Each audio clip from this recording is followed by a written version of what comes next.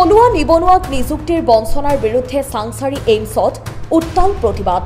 টকাৰ বিনিময়ত একাংশ দালাল চক্ৰই বহিৰাগতক নিযুক্তি প্ৰদান কৰাৰ অভিযোগ তুলিলে অসমীয়া থলুৱা প্ৰতিবাদকাৰীয়ে। স্থানীয় ৰাইজৰ উদ্যোগত প্ৰতিবাদী কাৰ্যসূচী। স্থানীয় যুৱক যুৱতীক যোগ্যতাৰ ভিত্তিত নিযুক্তিৰ দাবীত এই প্ৰতিবাদ। প্ৰতিবাদকাৰীৰ অভিযোগ ধনৰ বিনিময়ত নিযুক্তি হয় এইমছ গুৱাহাটীত। নিযুক্তিৰ নামত চলা বেহাৰ তদন্তৰো দাবী প্ৰতিবাদকাৰীৰ। এইমছ গুৱাহাটীৰ সঞ্চালক অশোক পুৰাণিকৰ বিৰুদ্ধেও প্ৰতিবাদ। আপোনালোকে দেখিছে এইমছৰ সন্মুখত ৰাইজ আহি প্ৰতিবাদ কৰিবলগীয়া অৱস্থা হৈছে। যিটো সময়ত চাংচাৰীত এইমছ গুৱাহাটী স্থাপন হোৱাত আমি গৌৰৱ অনুভৱ কৰিছিলোঁ, আজি ইয়াত আমি প্ৰতিবাদ কৰিবলগীয়া হৈছে। যিটো সময়ত আমি এইমছ হওঁতে ঢোলতাল লৈ ফূৰ্তি কৰিব লগা হৈছিল, সেইটো সময়ত আজিৰ সময়ত আমি আহি ইয়াত প্ৰতিবাদ কৰিবলগীয়া হৈছে মাত্ৰ এটা নিযুক্তিৰ কাৰণে। আমাৰ চাংচাৰী অঞ্চল আপোনালোকে জানে এতিয়া চহৰমুখী হৈছে যদিও আমি গাঁৱতে আছোঁ। গাঁৱৰ বহুত দুখীয়া মানুহ আছে। এই দুখীয়া মানুহবিলাকে এটা মাত্ৰ হাউচ কিপিঙৰ চাকৰিৰ বাবে আজি ইয়াত প্ৰতিবাদ কৰিবলগীয়া হৈছে।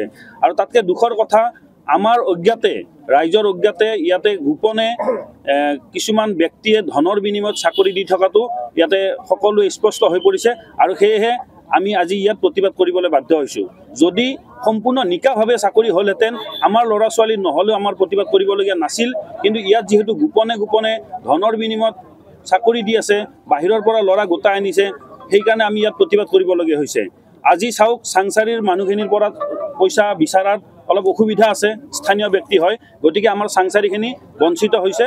আৰু আমাৰ আশে পাশে বিভিন্ন অংকিত সিং নামৰ ল'ৰা এজনে ইয়াতে লুণ্ঠন চলাই আছে, দালাল ৰাজ চলাই আছে। আমাৰ কেইজনমান অসমীয়া গাদ্দাৰৰ লগত লগ লাগি কোনোবা বাইহাটা চাৰিআলিৰ অসমীয়া গাদ্দাৰ আছে, কোনোবা শুৱালকুছিৰ আছে, কোনোবা ৰাইজৰ পৰা গম পাইছো কোনোবা অশ্বিনী নামৰ এজন ল'ৰা আছে, কোনোবা চন্দন নামৰ ল'ৰা আছে, কোনোবা বাইহাটা চাৰিআলিৰ ল'ৰা আছে, বৰেশ্বৰৰ ল'ৰা আছে, আমাৰ চাংচাৰীৰ ল'ৰা আছে। এই গাদ্দাৰ বিলাকে কেইটামান টকাৰ বিনিময়ত আমাৰ যি থলুৱা যুৱক যুৱতী আছে তেওঁলোকৰ জীৱনৰ লগত হেতালি খেলিছে। তো তেওঁলোকক বঞ্চিত কৰিছে। তেওঁলোক দুখীয়া ঘৰৰ ল'ৰা। আজি যদি তেওঁলোকে যদি পইচা দিব পৰা যদি ক্ষমতা থাকিল হয়, তেতিয়াহ'লে তেওঁলোকে বিজনেছ কৰিলে হয়। এই 12,000 14,000 টকাৰ চাকৰি এটাৰ কাৰণে লাখে লাখে টকা লৈছে। মোৰ নাম আব্দুল মালিক। মই যেতিয়া আইচ বিল্ডিঙত কাম বিচাৰি যাওঁ, তেতিয়া অংকিতে মোক 50,000 টকা বিচাৰিছিল কামৰ চিকিউৰিটিৰ বাবে।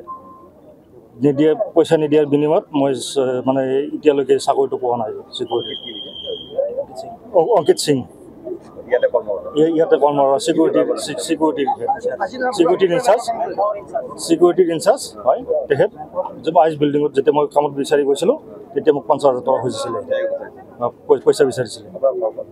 মোৰ ঘৰ ৰঙিয়া থৈবালাত, স্থানীয় বাসিন্দা। এতিয়া মই আগতে চিকিউৰিটি কৰিছিলোঁ ইয়াতে। যেতিয়া মাটি ফিল্ডিং কৰে ইয়াত, তেতিয়াৰ পৰাই মই চিকিউৰিটি কৰি আছিলোঁ। আৰু এতিয়া এমছত যেতিয়া চিকিউৰিটি কৰিব বিচাৰিছোঁ, এতিয়ালৈকে মোক সিহঁতে মানে কামত লোৱা নাই, নিযুক্তি দিয়া নাই। 50,000 টকা বিচাৰিছিলে।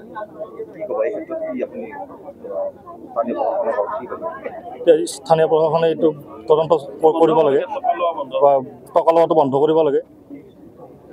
যি ধৰক আপোনালোকৰ হাউচ কিপিং এটা কোম্পানীক দিছে, সেই কোম্পানীৰ মানুহৰ লগত আমাৰ স্থানীয় ওচৰে পাজৰে মানুহ জড়িত হৈ আছে। এইটোৱে চবতকৈ দুখৰ কথা যে যিটো সময়ত মুখ্যমন্ত্ৰী মহোদয়ে নিকাভাৱে স্বচ্ছভাৱে নিযুক্তি দি আছে, সেই সময়ত মুখ্যমন্ত্ৰী মহোদয়ৰ সমষ্টিতে এইমছৰ দৰে এটা অনুষ্ঠানত এনেকৈ ধনৰ বিনিময়ত চাকৰি দি থকাটো দুৰ্ভাগ্যজনক কথা। আৰু সেইটো আমি সহ্য নকৰোঁ। মুখ্যমন্ত্ৰী মহোদয়ৰ সমষ্টিৰ মানুহ হিচাপে সেইটো আমি সহ্য নকৰোঁ। ওলাই আহিছে। আমিন গাঁৱৰ পৰা খৰ্গেশ্বৰ নাথৰ report, IND 365 Assam north east.